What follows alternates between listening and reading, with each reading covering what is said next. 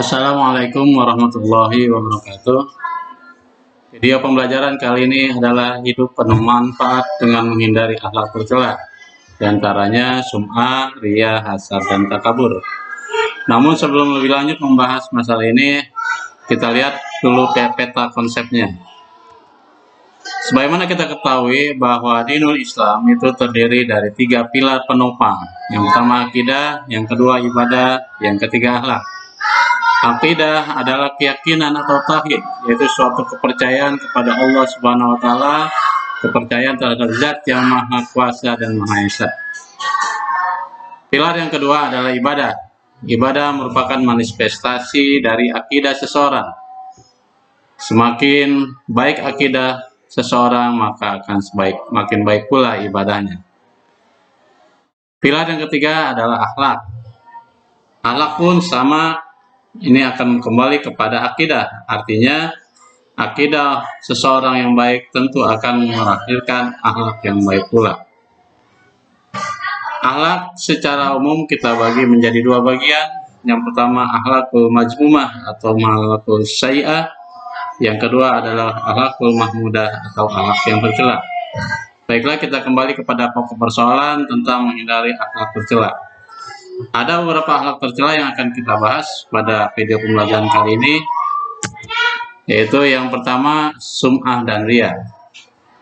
Sum'ah dan riya merupakan akhlak yang tercela. Sum'ah dan riya ialah satu akhlak yang apabila perbuatan dilakukan didasari pada keinginan disanjung, dipuji oleh orang lain. Ada sedikit perbedaan antara sum'ah dan riya. Sum'ah sesuai katanya memperdengarkan, artinya ketika seseorang melakukan ibadah, melakukan suatu perbuatan baik, perbuatannya ingin didengar oleh orang lain.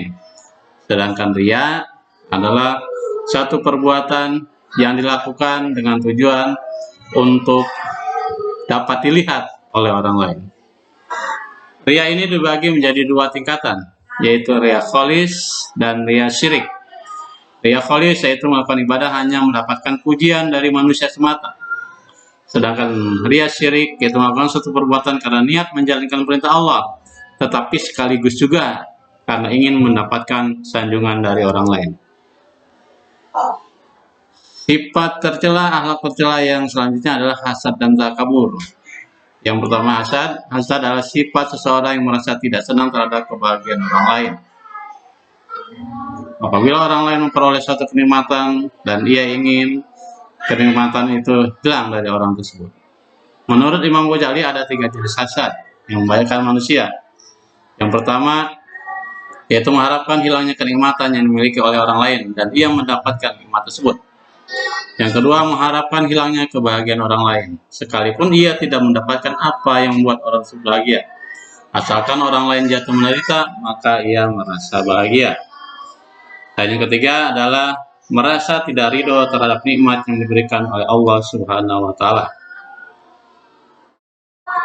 kepada orang lain, meskipun ia tidak mengharapkan nikmatnya hilang dari orang tersebut. Ia benci apabila orang lain dapat menyamai atau melebihi apa yang diterimanya dari Allah Subhanahu wa taala. Sifat tercela yang selanjutnya adalah takabur.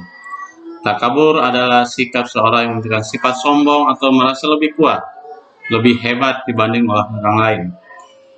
Orang takabur selalu meremehkan, merendahkan orang lain, tidak mengakui kehebatan dan keberhasilan orang lain, dan menolak kebenaran.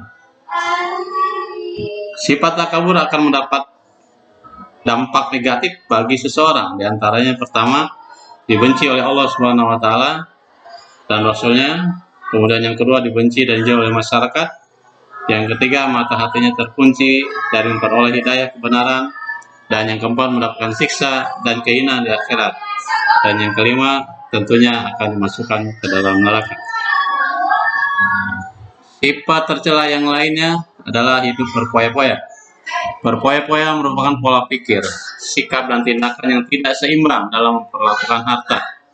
Sikap berpoya-poya ini dapat ditemui dalam perilaku tabdzir dan israf. Sikap tabdzir dan israf memiliki kemiripan pengertian dan makna. Tabdzir atau boros adalah perilaku yang membelanjakan harta tidak pada jalannya. Dengan kata lain, yang dimaksud pemborosan itu mengeluarkan harta tidak hak. Apabila seorang mengeluarkan harta sangat banyak tetapi untuk hal-hal yang dibenarkan oleh Islam, maka itu bukan termasuk pemborosan.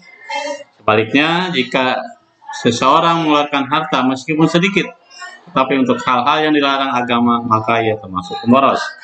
Sedangkan israf adalah mempergunakan harta secara berlebihan dan tanpa manfaat.